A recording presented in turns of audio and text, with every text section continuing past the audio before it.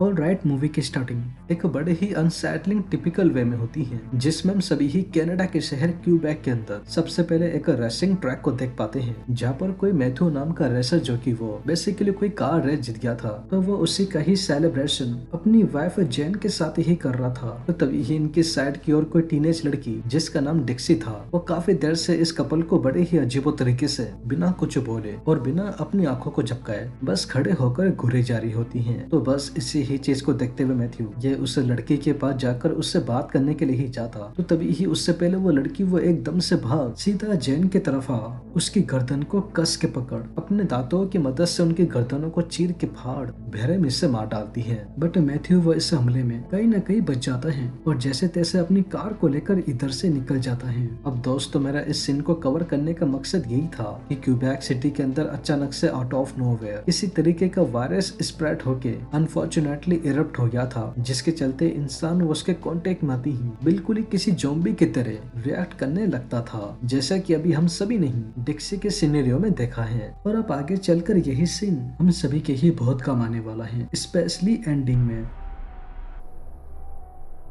तो अब सीन सीधे उस क्रिपी मूवमेंट से चेंज होकर और कहीं नहीं बल्कि क्यूबेक सिटी से एक गांव की ओर फोकस करता है, जहां पर हम सभी ही देख सकते हैं कि कैसे वो वायरस धीरे धीरे सर्कुलेट होके और फाइनली गांव तक भी आ चुका था, जहां पर इस गांव में रहने वाले मैक्सिमम लोग ज़ॉम्बी से बन चुके होते हैं और कुछ लोग जो भी जैसे तैसे ज़ॉम्बी से नहीं बने थे, वो उन्हें इन्फेक्टेड लोगों से इधर उधर भागकर अपनी जान बचाने की कोशिश कर रहे होते हैं, जो कि उसके अलावा और कोई भी चारा नहीं था सिवाय भागकर छुपने के अलावा।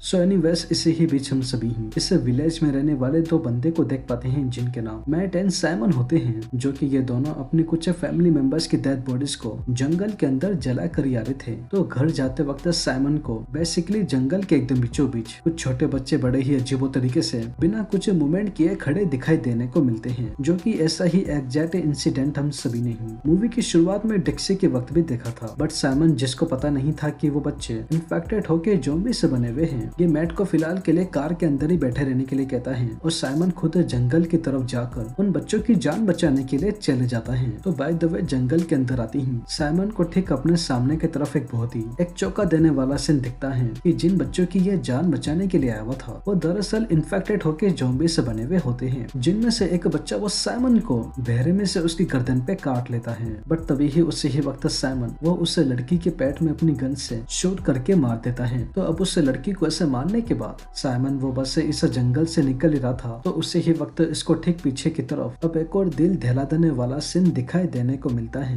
कि इसके ठीक पीछे की ओर तकरीबन 100-200 और छोटे बच्चे थे, जो कि वो सब भी इन्फेक्टेड होकर ज़ॉम्बी से बने हुए थे और सीधा साइमन की तरफ आकर उसको कच्चा फाड़ कर खाने के लिए आ रहे थे। पर तभी ही उससे पहले साइमन वो जैसे तैसे जंगल से बाहर निकल सीधा ट्रक के अंदर जा मैट की मदद से यहाँ से निकल जाता है, जो कि वो पहले से ही ट्रक के अंदर बैठा हुआ था। तो समहाउ अब घर आती ही साइमन, जिसको ये बहुत ही अच्छे से पता था कि वो किसी भी समय उस बच्चे के काटने की वजह से सेम बाकियों की तरह इन्फेक्टेड होकर ज़ॉम्बी बन सकता था, तो उसी ही बात को अपने दिमाग में लेकर साइमन वो तुरंत ही मैट को कहकर एक गन की मदद से उसके सर में गोली मार पास में ही कहीं दफनाने के लिए कहता है, ताकि वो इसको भी ना काट कर इन्फेक्टेड करके ज़ॉम्बी ना बना दे। तो अब साइमन की इन सारी बातों को सुन मैट, जिसके पास और कोई चारा ही नहीं था, ये ना चाहते हुए भी मजबूर होके साइमन को बहरे में से मार उसकी डेड बॉडी को जंगल के किसी कोने के अंदर दफना देता है। तो मीनवाइल अब साइमन को मार के ऐसे दफनाने के बाद मैट ये पास में ही बने हुए अपने केबिन के अंदर जा इमीडिएटली अपनी वाइफ मारिया और अपनी बेटी जेस को जल्द से जल्द केबिन से निकलने के लिए कहता है, क्योंकि मैट को ये पता था कि वो ज़ॉम्बीज कभी भी साइमन की डेड बॉडी की स्मेल को सुनकर एक यहाँ तक आ सकते थे,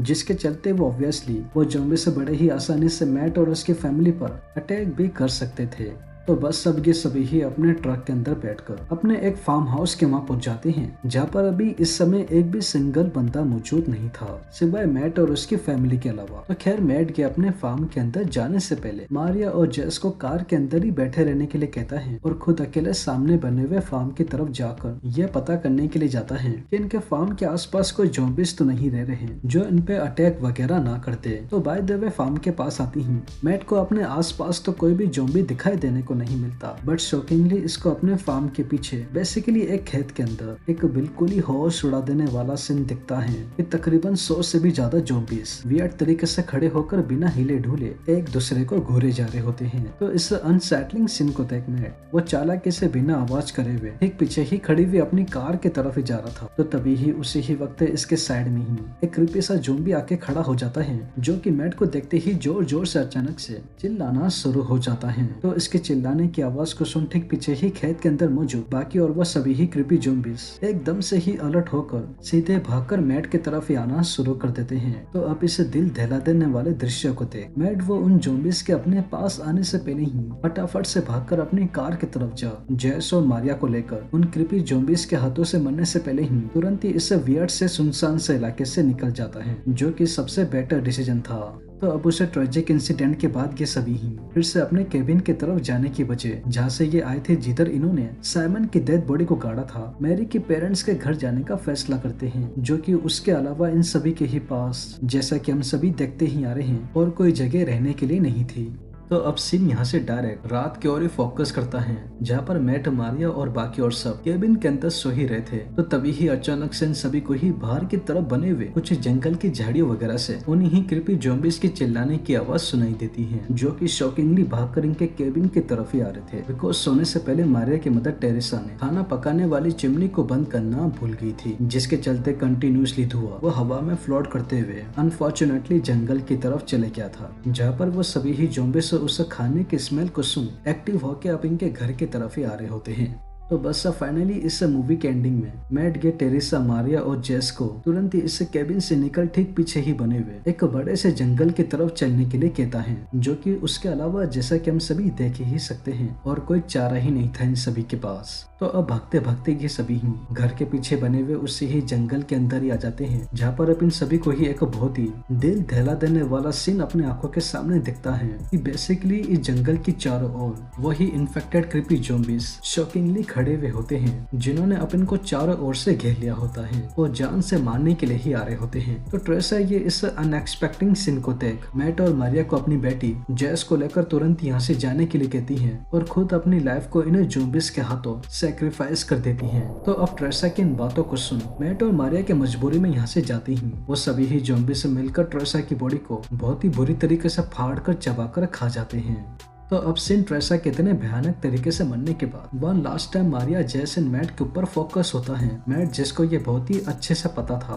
कि वो सभी ही ज़ॉम्बी सब ट्रेसा को मारने के बाद डेफिनेटली अब इनके पीछे ही आने वाले थे। तो उसी ही चीज को देखते हुए मैट ये मारिया को कहकर पास में ही बने हुए एक टनल में जाकर छुपने के लिए कहता है और खुद अकेला ही उन क्रीपी ज़ॉम्बीज़ को डिस्ट्रैक्ट करने की कोशिश करता है, ये उम्मीद रखते हुए कि वो जेस और मारिया के पास उन ज़ॉम्बीज़ को पहुंचने ना दे। बट अनफॉर्चुनेटली टनल के अंदर जाती ही मारिया को मैट की बहुत ही तेज के चिल्लाने की आवाज आती है, जो कि ये इंडिकेट कर रही थी कि मैट भी उन ज़ॉम्बीज़ के हाथों समहाउ मर चुका था। तो अब मैट के भी वैसे मरते ही तकरीबन 5-6 घंटे तक बिना कोई मूवमेंट किए हुए टनल के अंदर ऐसे बैठे रहने के बाद मारिया अपनी बेटी जेस को बिना कोई आवाज किए हुए फिलहाल के लिए टनल के अंदर ही बैठे रहने के लिए कहती है और वो खुद अकेले बाहर जाकर ये पता करने की कोशिश करती है कि ये इनके आसपास कोई इन्फेक्टेड ज़ॉम्बीज़ तो नहीं है, ताकि ये इस टनल से निकलकर अपनी जान बचाने के लिए कहीं और जा सके। बट मीनवाइल मारिया के टनल से बाहर आती ही तो क्रीपी ज़ॉम्बी जो कि आसपास ही खड़े हुए थे एक ही झटके में मारिया को अपनी तरफ खींच ठीक ऊपर से लेके नीचे तक बड़े ही बेरहमी से सैम, मैट एंड टेरेसा की तरह ही उसकी पूरी की पूरी बॉडी को फाड़ कर कच्चा ही चीर के खा जाते हैं।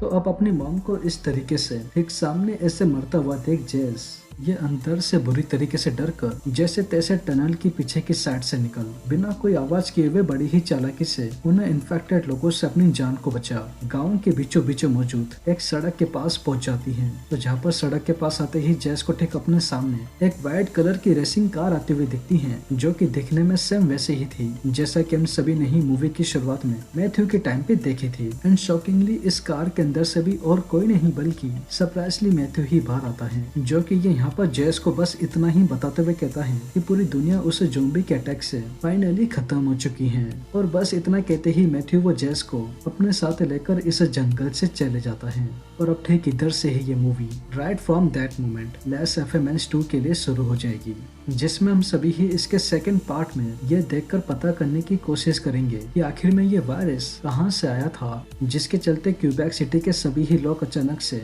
आउट ऑफ नोवेयर ज़ॉम्बीज बन गए थे। क्योंकि जैसा कि आप सभी देखते ही आ रहे हैं कि इस होल इंटायर मूवी में हम सभी को ही वायरस की बात की घटना दिखाई गई है, बट उससे पहले क्या हुआ था तो उसके लिए तो हम सभी को ही लेस FMM2 मूवी तक रुकना पड़ेगा। बाकी अब बात करें इस मूवी की तो इस मूवी की स्टोरी के अंदर ऐसा कुछ था ही नहीं जो समझ में ना आए, क्योंकि इसका इंटायर प्लॉट काफी इजी टू अंडरस्टैंड था, जो किसी भी तरीके की कॉम्प्लिकेशंस हमारे बीच क्रिएट नहीं कर रहा था।